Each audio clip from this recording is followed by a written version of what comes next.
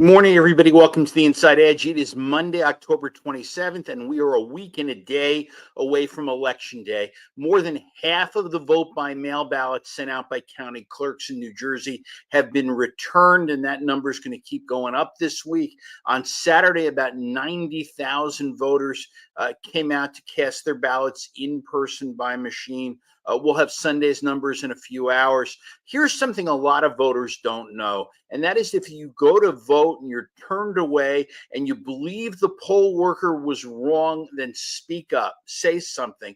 Don't be improperly disenfranchised without putting up a fight. Voters have a right to appear directly before a Superior Court judge to make their case.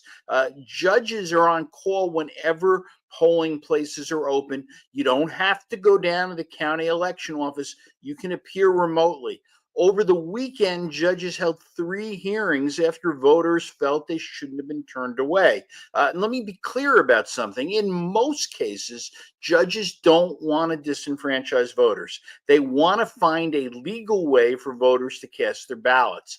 One voter testified that she'd been registered in Mercer County, but when she moved to Somerset a few months ago, she didn't update her voting address. Now she can't vote at all, not anywhere. That's what the law says. And Judge Robert Wilson literally groaned when he heard that. He wanted to find a way for the woman to vote, but he couldn't.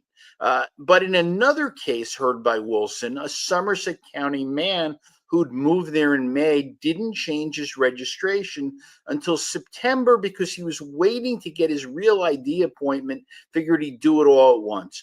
Motor Vehicles says he opted out of changing his voter registration address. Wilson found that the man made a good faith effort and acknowledged that DMV isn't flawless. They make mistakes. In Ocean County, Judge Anthony Merlino refused to disenfranchise a voter simply because he forgot to check a box on his registration form. It's good when folks use common sense. And the Attorney General's office is not, in these situations, a voting rights advocate. Instead, in these cases, they argue in favor of disenfranchisement. Where they speak in court, they say the reasons why the voter can't vote, and then they say they take no position.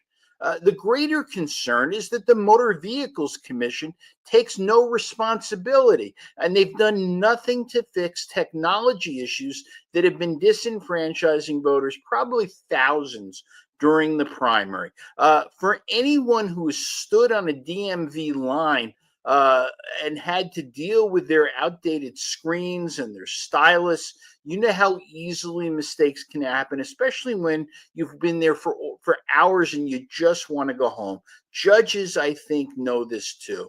But what's really alarming is this. For every voter who speaks up and fights for the right to vote, how many are turned away at the polls and they just go home? That's all I have for today, everybody. Thanks for